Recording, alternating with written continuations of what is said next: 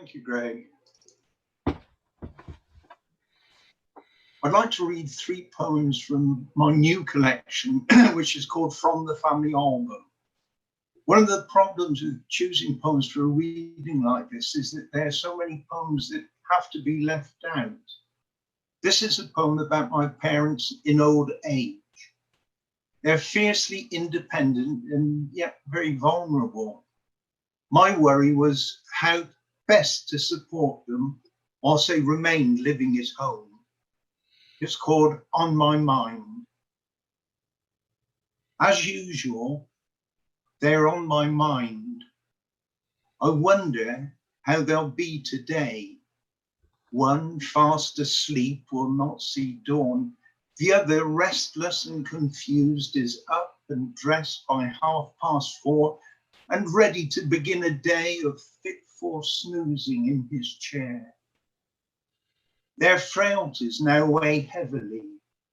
Just keeping them in their own home is now the balance of my life.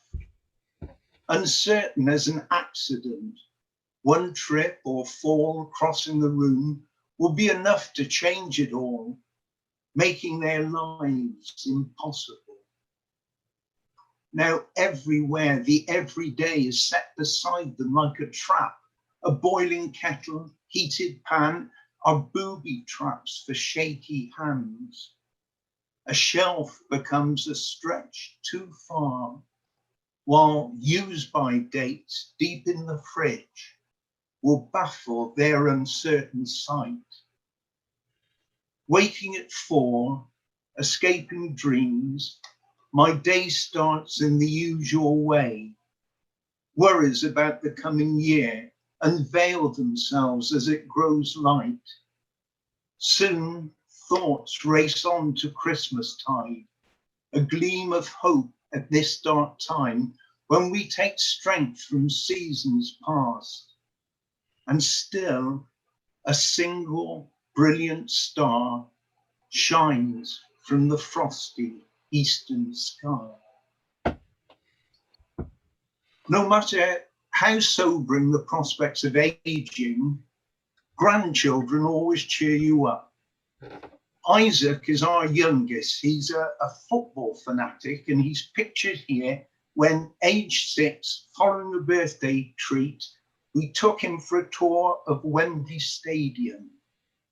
In the poem, he's reflecting on his strange grandfather. Granddad. My granddad is a weird old man. He calls me Harry Kane. Every time he visits, he calls me by that name. I thought you were a footballer. I thought you were a 9. Oh, please listen. I'm 6, I said. And I'm Isaac all the time. Now, Kane's a 10 for Tottenham. He's never been a 6. So come on, Harry, tell the truth and no more of your tricks. Oh, Granddad, please behave yourself. You really are a pain. Why do you have to tease so much and call me Harry Kane? But I saw you at Wembley. You were leading out the team. We know that Harry does that job. Perhaps it was a dream. Yes, it's true. I went to Wembley dressed in my England kit. But if you think I'm Harry Kane, you must be losing it. Out of the mouths of babes and sucklings, they say, and it's amazing how small children can often come up with brilliant explanations about how they feel.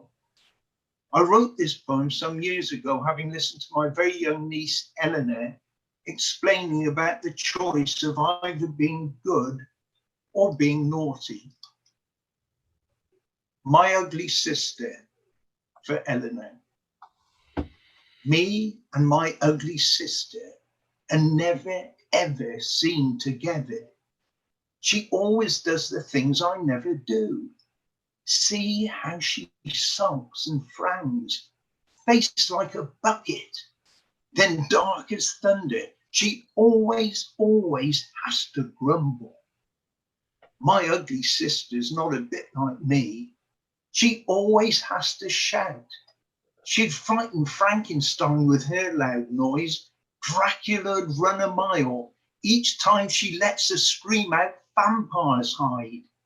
When she gets out of bed, it's the wrong side. My ugly sister has a secret fear. Each time I smile, she disappears. It's funny. Being good is really nice. It makes me wear a grin. That's why we sisters always disagree. And why, when you see her, you won't see me. Thank you very much. Thank you, Patrick. Thank you. An interesting selection there. Thank you.